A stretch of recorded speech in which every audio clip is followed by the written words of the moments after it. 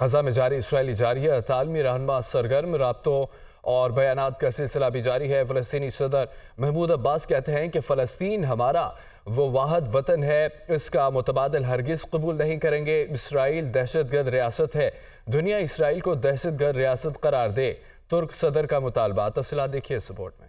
فلسطینی صدر محمود عباس کہتے ہیں کہ فلسطین ہمارا واحد وطن ہے اور ہم اس کا متبادل ہرگز قبول نہیں کریں گے۔ غزہ کے لوگ وحشیانہ جنگ کا سامنا کر رہے ہیں۔ غزہ میں جاری جارحیت پر خاموش رہنے والے فلسطینیوں کے قتل عام میں برابر کے ذمہ دار ہیں۔ ترکی کے صدر طیب اردوان نے اسرائیل کو دہشت گرد ریاست قرار دیا۔ کہتے ہیں کہ اسرائیل دہشت گرد ریاست ہے، دنیا اسرائیل کو دہشت گرد ریاست قرار دے۔ غزہ میں جاری قتل عام کے ذمہ داروں کے خلاف بین الاقوامی عدالتوں میں مقدمات دائر کریں گے۔ ایرانی وزیر خارجہ نے اقوام متحدہ سے مطالبہ کیا ہے کہ غزہ میں امداد ہنگامی بنیادوں پر پہنچائی جائے۔ ان کا کہنا تھا کہ اس وقت غزہ میں تباہ کن صورتحال ہے، غزہ کے لوگوں کے لیے فوری امداد پہنچائی جائے۔ ادھر ہسپانوی وزیر اعظم کہتے ہیں کہ اسرائیل غزہ میں فلسطینیوں کا اندھا دھند قتل عام بند کرے۔ غزہ میں اسرائیل کی طرف سے فوری جنگ بندی کا مطالبہ کرتے ہیں، بین الاقوامی اور انسانی حقوق کا احترام کیا جائے۔ دوسری جانب جنوبی افریقن وزیر خارجہ کا کہنا ہے کہ غزہ میں جاری انسانیت کے خلاف جرائم کو روکنے کا وقت آ گیا ہے۔ جنوبی افریقہ غزہ میں جاری مظالم کے خلاف انٹرنیشنل کرمنل کورٹ سے رجوع کرے گا۔ دنیا غزہ میں جاری جنگی جرائم کے خلاف آواز اٹھائے۔ امریکہ نے اسرائیل کو الشفا اسپتال پر حملے کی اجازت کے لیے گرین سگنل قطعی نہیں دیا۔ ترجمان وائٹ ہاؤس کا کربی کا بیان کہتے ہیں کہ امریکہ نہیں چاہتا کہ نہتے معصوم اور مریضوں پر بم برسائے جائیں یا گولیاں چلائی جائیں۔ ان کا کہنا تھا کہ الشفا اسپتال پر حملے کا منصوبہ اسرائیلی فوج کا منصوبہ ہے، اس میں امریکہ ہرگز شامل نہیں ہے۔ امریکہ کبھی نہیں چاہتا کہ اسپتالوں پر حملے کیا جائے۔ ہم نہیں چاہتے کہ نہتے معصوم اور مریضوں پر بم برسائے جائیں یا گولیاں چلائی جائیں۔ امریکہ نے ہمیشہ اسپتالوں اور معصوم شہریوں کی حفاظت کی بات کی ہے۔ سان فرانسسکو کی جو بائیڈن شی جن پنگ کی ملاقات عالمی میڈیا کی جانب سے کہا گیا ہے ملاقات ایشیا پیسیفک اکنامک کوآپریشن سمٹ کے دوران سائیڈ لائن پر ہوئی ہے۔ آپ کو بتائیں کہ دونوں رہنماؤں کی سفارتی تعلقات کو بہتر بنانے اور آرٹیفیشل انٹیلیجنس کے مفید استعمال پر بات چیت ہوئی ہے۔ امریکی صدر کی چینی ہم منصب سے 1-on-1 ملاقات ہوئی ہے۔ آپ کو بتائیں ایک بار پھر سے کہ سان فرانسسکو میں جو بائیڈن شی جن پنگ کی ملاقات ہوئی ہے، ملاقات ایشیا پیسیفک اکنامک کوآپریشن سمٹ کے دوران سائٹ لائن پر ہوئی ہے اور دونوں رہنماؤں کی سفارتی تعلقات کو بہتر بنانے اور آرٹیفیشل انٹیلیجنس کے مفید استعمال پر بات چیت ہوئی ہے۔ امریکی صدر کی چینی ہم منصب سے 1-on-1 ملاقات ہوئی ہے۔ تو دوسری جانب پاکستان مسلم لیگ نون کے قائد میاں نواز شریف کا وطن لوٹنے کے بعد بلوچستان کا پہلا دورہ، صوبے کی 40 سے زائد اہم سیاسی شخصیات نے نون لیگ میں شمولیت اختیار کر لی ہے۔ نواز شریف نے دورے کے دوران صوبے کی قوم پرست اور دیگر جماعتوں سے ملاقاتیں کی ہیں اور نواز شریف کے دورہ بلوچستان کے دوسرے روز کی تفصیلات اس رپورٹ میں دیکھیں۔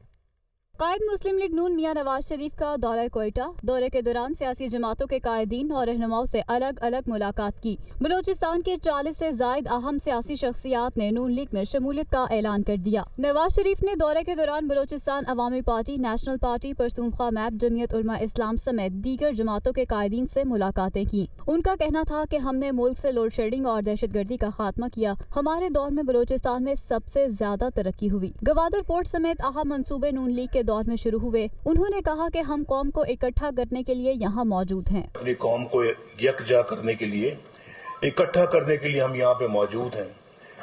ہمارے ملک کو بہت نقصان پہنچا ہے،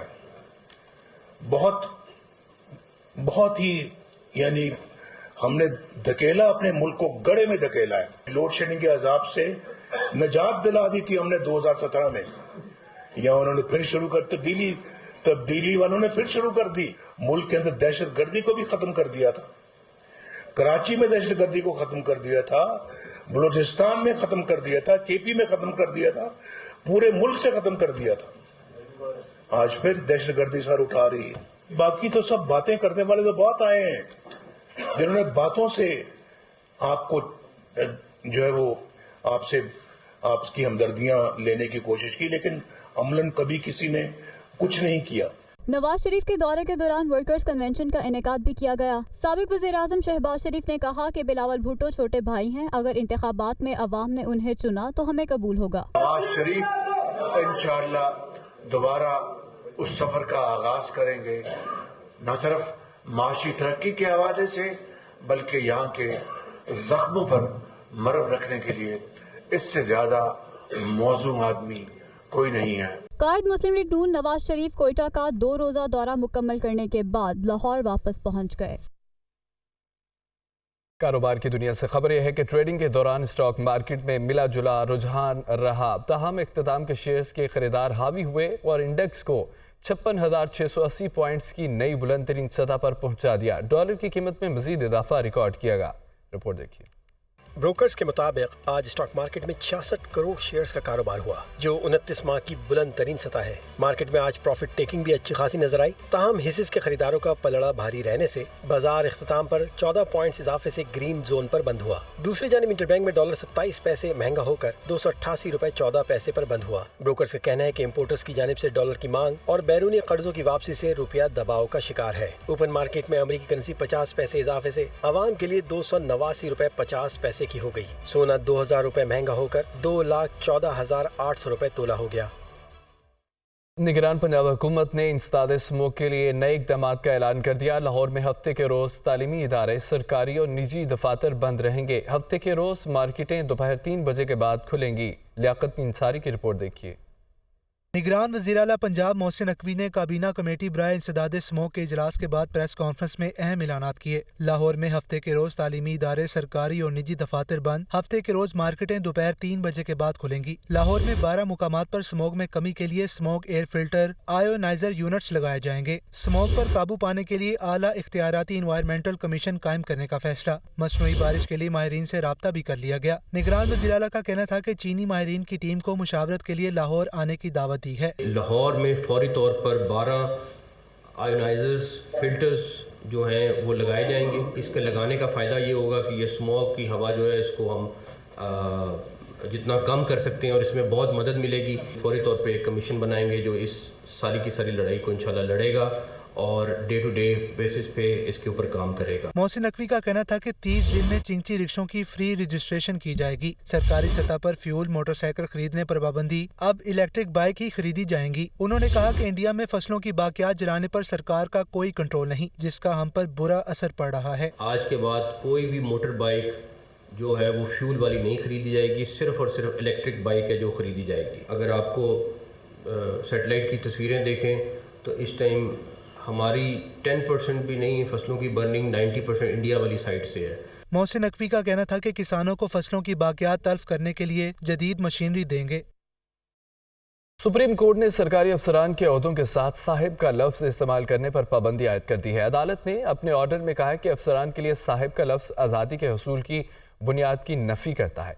साहिब का लफ्ज सरकारी अफसरान और मुलाजमीन को एहतसाब से बालातर बनाता है। इस्लामाबाद से रिपोर्ट देखिए। सुप्रीम कोर्ट में 10 साला बच्चे के कत्ल के मुलजिम की दरख्वास्त जमानत पर समाअत। डीएसपी साहब कहने पर सरकारी वकील की सरजनिश। अदालत उज़्मा ने अफसरान के ओहदों के साथ साहब का लफ्ज इस्तेमाल करने पर पाबंदी आयद कर दी। चीफ जस्टिस ने रिमार्क्स दिए कि साहब साहब कहकर सब लोगों का दिमाग खराब कर रखा है, सिर्फ डीएसपी है वो और वो भी नाअहल। अदालत उज़्मा ने ऑर्डर में अफसरान के ओहदों के साथ साहब का लफ्ज इस्तेमाल करने पर पाबंदी लगाने का हुक्म देते हुए कहा कि अफसरान के लिए साहब का लफ्ज आजादी के हुसूल की बुनियाद की नफी करता है। साहब का लफ्ज सरकारी अफसरान और मुलाजमीन को एहतसाब से बालातर बनाता है। सुप्रीम कोर्ट ने मुलजिम की जमानत मंजूर कर ली। अदालत ने कहा कि पुलिस ने बच्चा मरने के जिम्मेदारान के तयन के लिए कोई तफ्तीश नहीं की। नाकिस तफ्तीश की मिसाल देने के लिए ये बेहतरीन केस है। चीफ जस्टिस ने रिमार्क्स दिए कि सबसे नाकिस तफ्तीश केपी पुलिस की होती है। उन्होंने कमरा अदालत में तफ्तीशी अफसर से मालूमात लेने पर एडिशनल एडवोकेट जनरल की भी सरजनिश कर दी।